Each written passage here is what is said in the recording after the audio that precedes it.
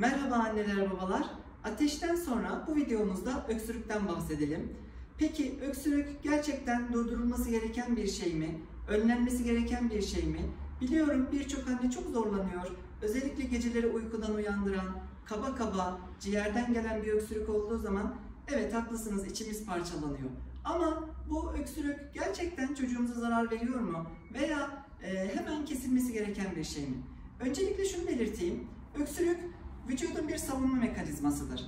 Yani virüsleri, bakterileri veya boğaza takılan alerjenleri ulaştırma mekanizmasıdır. Onun için acaba öksürüğü kesmekle biz iyi mi yapıyoruz yoksa vücudun aleyhine bir şey mi yapmış oluyoruz? Birincisi, benim hiçbir zaman önceliğim öksürüğü kesmek olmadı. Çünkü öksürüğü kesince o balgamın atılması veya viral yükün atılması engellenince genellikle enfeksiyon süresinin uzadığını görüyorum.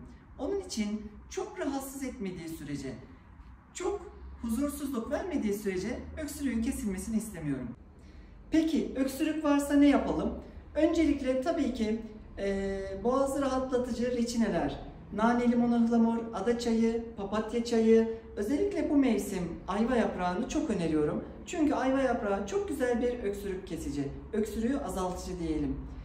Ayva yaprağıyla birlikte ıhlamuru, kekiği demleyip yine çocuklarımıza içirebiliriz. Peki onun dışında öksürüğü kesmek için ne yapalım?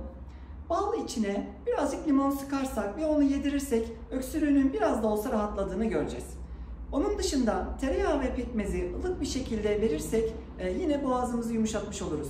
Sahlep çoğumuzun es geçtiği ama çok önemli bir içecek. Sahlep kullanırsak hem antiviral etkisinden faydalanmış oluruz hem de öksürüğümüzü rahatlatmış oluruz. En çok sorulan soruyu duyar gibiyim. Hocam gece uykudan uyandıran bir öksürük var. Biz bu öksürüğe ne yapacağız? Çocuk arka arkaya başladığı zaman durduramıyoruz. Burada yapılacak en güzel şey soğuk uygulamaktır. Soğuk hava uygulamasıdır. Evde kışın yapabileceğimiz en güzel şey pencereyi açıp içine bir soğuk hava çekmesini sağlamaktır.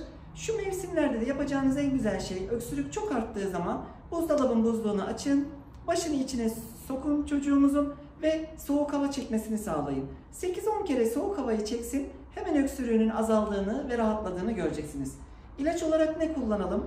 Ben daha çok boğazı yumuşatıcı, boğazı iyileştirici bitkisel reçineler, takviyeler kullanıyorum. Bunlarla ilgili ilaçları tercih ediyorum. Diğer özellikle santral, beyinden direkt öksürüğü kesen ilaçlar var. Bunları mecbur kalmadıkça uygulamamaya özen gösteriyorum. Çünkü bunları uygulayınca hastalığın süresinin uzadığını görüyorum. Sizden ricam, evet öksürük zor bir olay, yıpratıcı ve tedirgin edici bir şey ama öksürüğe birazcık sabredelim. Şimdi şöyle bir şey yapalım mı? Bu sefer soruyu ben soruyorum.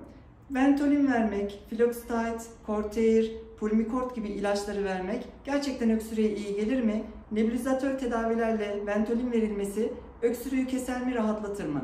Kesmezse, rahatlatmazsa neden? Bunun sebebini açıklamalarda doğru söyleyen bir hastama benim bir sürprizim olacak. Sevgilerimle, saygılarımla.